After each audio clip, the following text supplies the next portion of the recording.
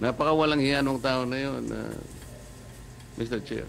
Bigla ba niya naman sinabi, tingnan niyo yung mukha ni Marcoleta kung matatawa kayo. Sino yung official owner? Sino yung beneficial owner? Sino yung gaming system administrator? Ano yung mga games?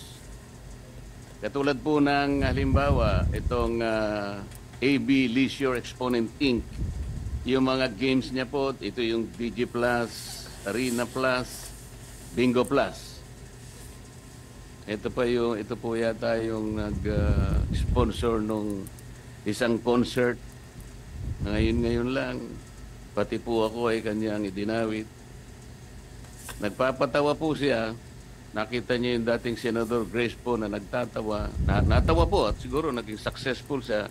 Napatawa niya si Senador Grace po. Bigla ba niya naman sinabi, tingnan niyo yung mukha ni Marcoleta kung matatawa kayo.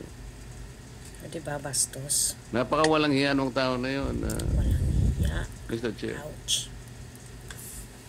Ayaw ko na pong patusin siya. Ang nag-sponsor po yung DG Plus. Kaya po lumalaki po eh. Gumagamit po sila ng ganong klaseng mga sikat na mga tao. So, alam ko po malaking pag-uusap ito, Mr. Chair. At alam ko, I think the PAGCOR and the DICT will be struggling to reinvent themselves kung paano ma-address ito. Halimbawa, mapag-usapan natin total ban